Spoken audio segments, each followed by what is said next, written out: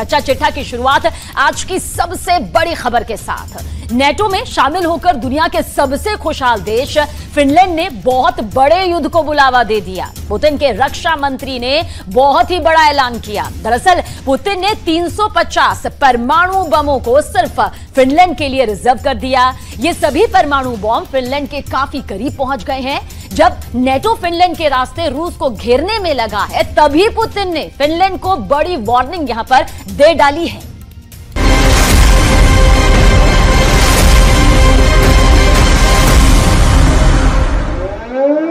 Helsinki, Finland.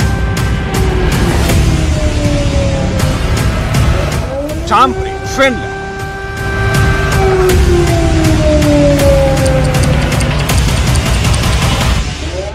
Turku, Finland.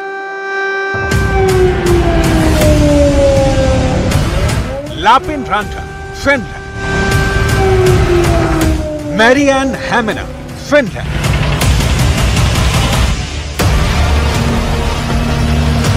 Finland के इन शहरों में रूस के हमले का खौफ समाया हुआ है।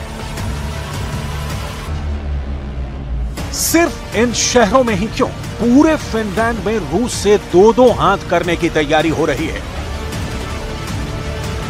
सड़क से लेकर बड़ी बड़ी इमारतों में रूस के हमलों का कैसे मुकाबला करना है, इसकी ट्रेनिंग चल रही है।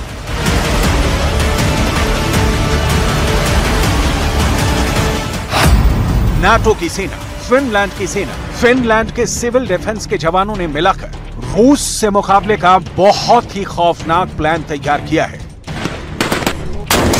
इसका अंदाजा रूस को भी हो चुका है। यही वजह है रूस ने फिनलैंड के साथ साथ यूरोप में नाटो से जंग के लिए एक स्पेशल प्लान तैयार किया है। С учетом вооруженных сил восточноевропейских стран в непосредственной близости от границ союзного государства размещены около 360 тысяч военнослужащих, 8 тысяч единиц бронетехники, 6 тысяч артиллерийских систем и минометов, 650 самолетов и вертолетов. रूस के रक्षा मंत्री सर्गेई शोइगु ने रक्षा मंत्रालय के गवर्निंग बोर्ड को बताया कि फिनलैंड के नाटो में शामिल होने के बाद रूस अपनी पश्चिमी सीमाओं पर सेना की तैनाती और बढ़ाने जा रहा है। फिनलैंड के नाटो सदस्य बनने के बाद रूस और नाटो के बीच बॉर्डर की लंबाई दोगुनी हो गई है। रूस यूक्रेन युद्ध का दायरा बढ़ता जा रहा है।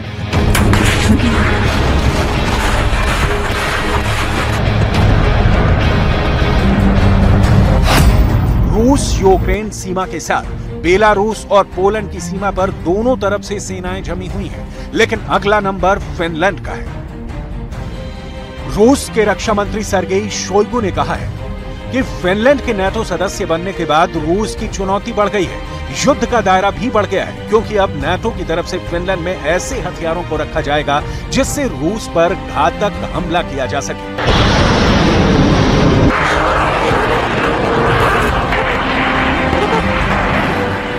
Безопасности Российской Федерации возросли кратно. Серьезным дестабилизирующим фактором является вступление в НАТО Финляндии и в перспективе Швеции. После присоединения Хельсинки к Альянсу сухопутная граница России со странами блока увеличилась почти в 2 раза. На финской территории вероятно размещение дополнительных воинских контингентов и ударных вооружений НАТО, способных на значительную глубину поражать критически важные объекты на северо-западе России.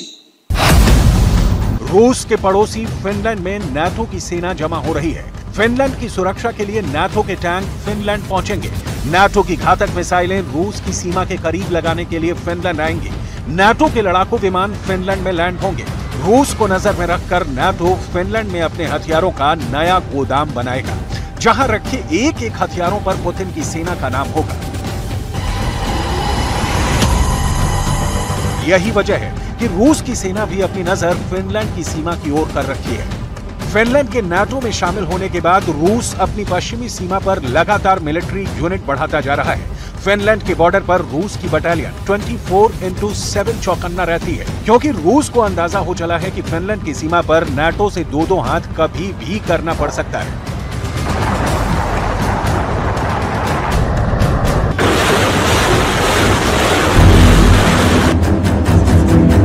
यही वजह है कि रूस के रक्षा मंत्री ने साफ साफ शब्दों में यूरोप में नाटो के खिलाफ अपने विशेष अभियान का ऐलान कर दिया है।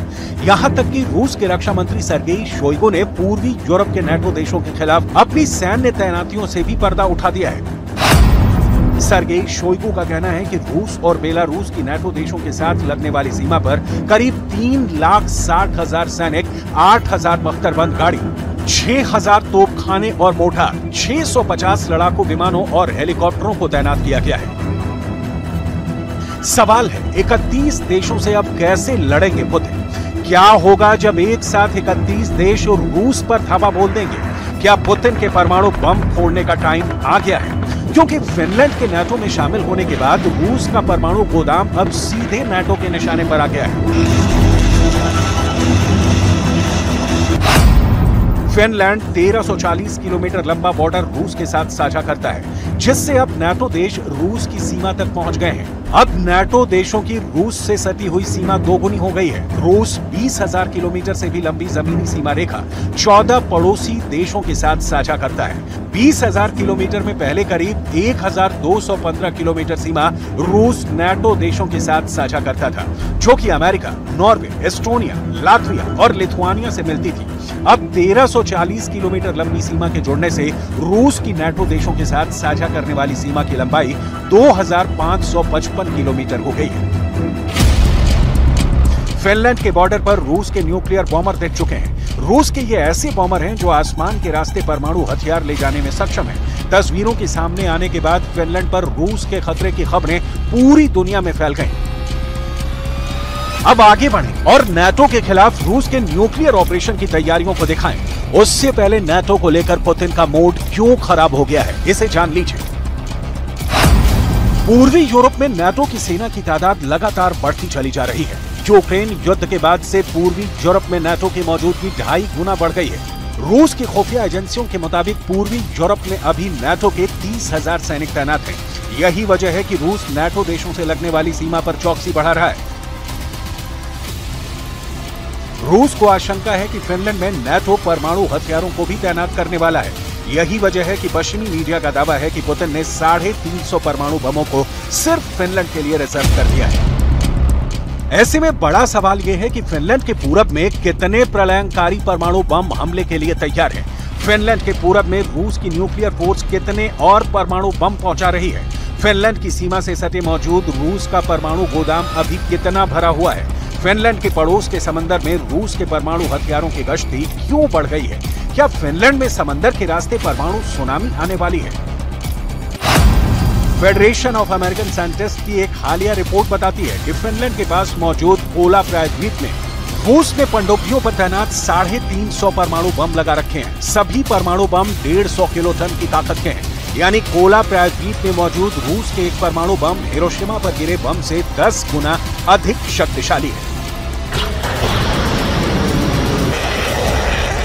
विश्लेषकों का कहना है कि फिनलैंड की नाटो में एंट्री से यूरोप में तनाव चरम पर पहुंचने वाला है, क्योंकि नाटो और रूस की बरसों पुरानी दुश्मनी का सबसे नया एपिसेंटर फिनलैंड बन गया है।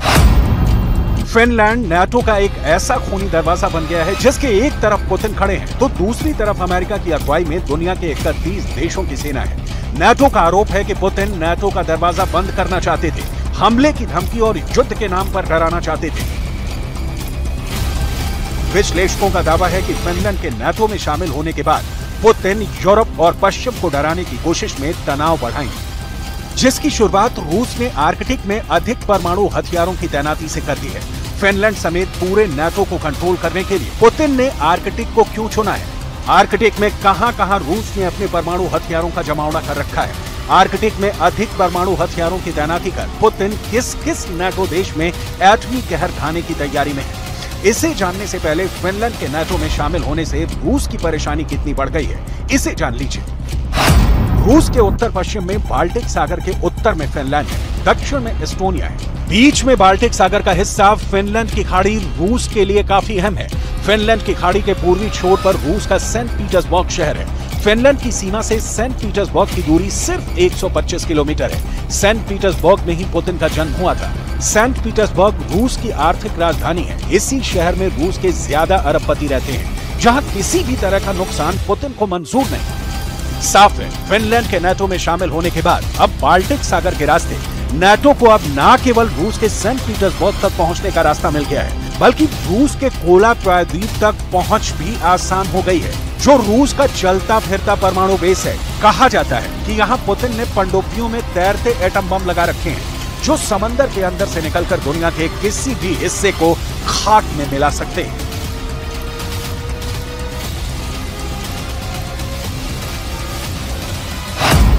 कोला प्रायद्वीप में रूस ने बड़े पैमाने पर परमाणु हथियार जमा कर रखे हैं। कोला प्रायद्वीप का छोटा सा इलाका रूस की परमाणु मिसाइल से लैस सबमरीन का पावरफुल सेंटर है। यहीं से आर्कटिक की गश्त भी की जाती है। यही वजह है कि अब रूस के रक्षा मंत्री ने दावा किया है कि रूस ने यूरोप में नाटो से भिड़ने की पूरी तैयारी कर ली है। रूस की मिलिट्री डेवलपमेंट की सैटेलाइट तस्वीरों ने अमेरिका समेत पूरे नाटो देशों को परेशान कर दिया है। सबसे पहले आप सैटेलाइट से ली गई इन खुफिया तस्वीरों को देख लीजिए। खुफिया तस्वीर नंबर 1, खुफिया तस्वीर नंबर 2, खुफिया तस्वीर नंबर 3, खुफिया तस्वीर नंबर 4, खुफिया तस्वीर नंबर 5, खुफिया तस्वीर नंबर 6, खुफिया तस्वीर नंबर 7, खुफिया तस्वीर नंबर 8। रूस की सैन्य तैयारियों का पर्दाफाश करने वाली इन तस्वीरों ने दुनिया के तमाम देशों की धड़कनें बढ़ा दी हैं। ये खुफिया तस्वीरें कैसे आर्कटिक में रूस के परमाणु युद्ध की तैयारियों का पर्दाफाश कर रही हैं। इसी मकसद में रूस ने फिनलैंड की सीमा से करीब 160 किलोमीटर दूर उत्तर पश्चिम रूस में ओलेनोगॉर्स्क में लगातार रेडार स्टेशनों को बढ़ा रहा है। ये रेडार फिनलैंड और नॉर्वे की सीमा से 400 किलोमीटर दूर बैरेंट्स सागर के तट पर पश्चिमी रूसी शहर ओस्ट्रोवनाय में भी बनाए जा रहे हैं। इसी तरह का निर्माण आर्कटिक सर्कल के ऊपर रूस के उत्तरी तट के करीब वोरकोटा में एक बेस पर किया जा रहा है। रेडार सिस्टम का विकास रूस के उत्तर पूर्व में टेक्सी एयर डिफेंस साइट पर भी किया गया है। इसी तरह रूस की सेना आर्कटिक महासागर के द्वीप में मौजूद रूस की सबसे उत्तरी सैन्य ठिकाना नगर्स्क हवाई अड्डे पर रनवे में सुधार कर रहा है। ऐसे ही पूर्वोत्तर रूस की मुख्य भूमि के तट से लगे कोटलनी द्वीप पर बने टैंप एयर बेस के रनवे को भी आधुनिक बनाया गया है। रूसी सेना की ये तैयारी नाटो के फिनलैंड वाले फॉर्मूले का काट माना जा रहा है। पुतिन की ये तैयारी पुतिन के भविष्य वाले वॉर प्लान का संकेत दे रही है। नाटो के खिलाफ ये रूस का नया कॉन्फिडेंस है, ऐसा आत्मविश्वास जो उसे यूक्रेन के बाद दूसरे युद्ध के लिए तैयार कर रहा है। ऐसे में सवाल है कि क्या यूक्रेन के बाद अब फिनलैंड का नंबर है, जिसकी धरती पर धावा बोलकर पुतिन सीधे नाटो के घमंड को चकनाचूर करने की तैयारी में है।